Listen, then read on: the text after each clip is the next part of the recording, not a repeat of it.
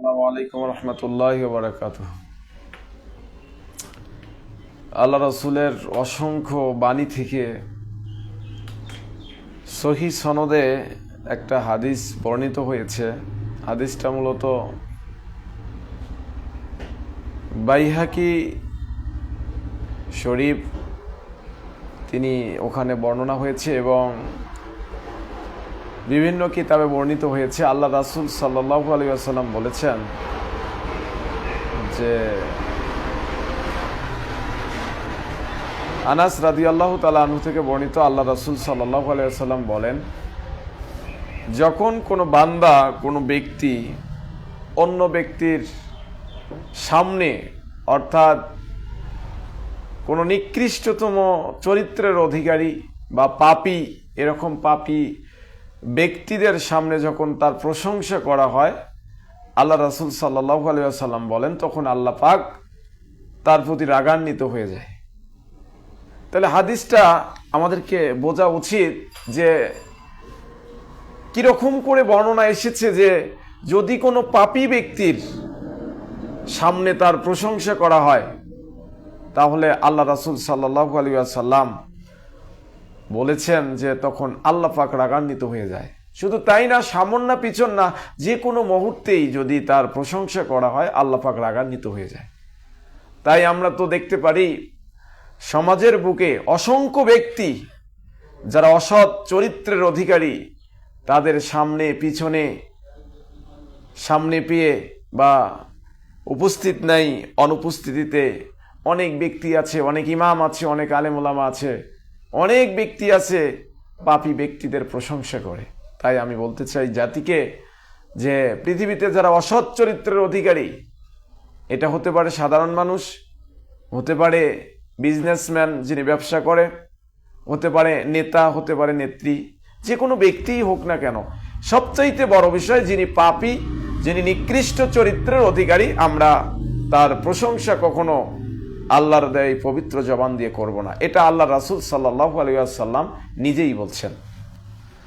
তো কাজেই আমাদের উচিত যে পৃথিবীতে যেমন আল্লাহ পাক বলছেন, ইয়া আইয়ুহাল্লাযীনা আমানু, হে ঈমানদারেরা, ওয়া কুনু মা'আস সাদিকিন, তোমরা পৃথিবীতে যারা সদিক আছে, সত্যপথের দিশারি আছে, যারা সদিক সত্যপথ, তোমরা তাদের সাপোর্ট করো।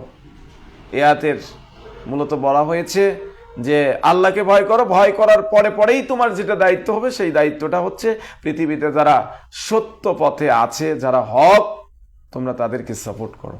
তার মানে এই আয়াত থেকেও বোঝা যাচ্ছে যারা পাপী তাদের সাথে চলাফেরা, কথাবার্তা, তাদের প্রশংসা করা কখনো মুমিন বান্দার এটা কোয়ালিটি হতে পারে না। এবং আমরা যদি লক্ষ্য করি সূরাতুল আহজাব, এখানে আল্লাহ পাক বলছেন, আল্লাহর নবীজিকে বলছেন যে ইয়া আইয়ুহান নাবী উত্তাকিল্লাহ, হে নবী, ওয়ালা তুতিল কাফিরিন ওয়াল মুনাফিকিন, পৃথিবীতে যারা কাফির রয়েছে, ওয়াল মুনাফিকিন, এবং যারা মুনাফিক রয়েছে, আল্লাহ রাসূল বলেছেন যে আল্লাহ পাক বলছেন রাসূলকে যে তুমি তাদের অনুসরণ করো না, তাদের আনুগত্য করো না। কাজেই বোঝাই যায় যে পৃথিবীতে যারা নিকৃষ্ট চরিত্রের অধিকারী আমরা তাদের আনুগত্য, এবং যারা মুনাফিক কাফের আমরা তাদের আনুগত্য এবং তাদের স্বভাব আচার আচরণ আমরা মেনে নেব না, এবং কি তাদের চরিত্রের যে অধিকারী আমরা সেই অধিকারী হব না। আমরা একমাত্র আল্লাহ রাব্বুল আলামিনের জান্নাতে যাওয়ার জন্য যে কোয়ালিটিগুলো আনা দরকার, যে কোয়ালিটির প্রয়োজন, আমরা সেই কোয়ালিটিগুলোই নিয়ে আসবো ইনশাআল্লাহ। তাই আমি বলতে চাই আল্লাহ রাসূলের অসংখ্য হাদিস থেকে একটি হাদিস আমি বর্ণনা করলাম, আমরা হাদিসটি আমল করব। সেই সাথে আল্লাহ রাব্বুল আলামিন তার রাসূলের মাধ্যমে আরও সুন্দর সুন্দর হাদিস বর্ণনা করে দিয়েছেন, যেমন খয়রুকুম মান তাআল্লামাল কুরআনা ওয়া আল্লামাহু, পৃথিবীতে যে ব্যক্তি নিজে কোরআন শিক্ষা করে এবং অপরকে শিক্ষা দেয়, খয়রুকুম, তিনিই হচ্ছে উত্তম, তিনিই হচ্ছে উত্তম। আসমানের নিচে, আল্লাহ রাসূল বলেছেন আসমানের নিচে এবং জমিনের উপরে তার মতো উত্তম, তার মতো ভালো ব্যক্তি আর নাই, সর্বশ্রেষ্ঠ।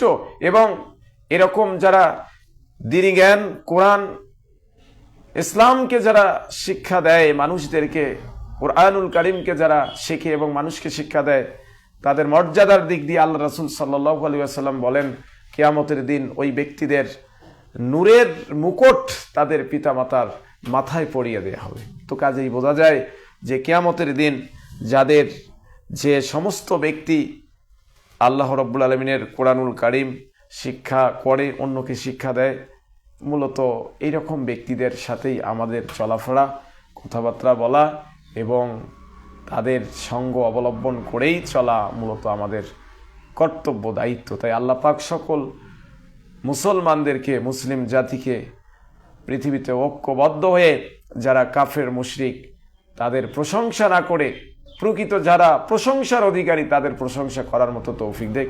আসসালামু আলাইকুম ওয়া রাহমাতুল্লাহি ওয়া বারাকাতুহু।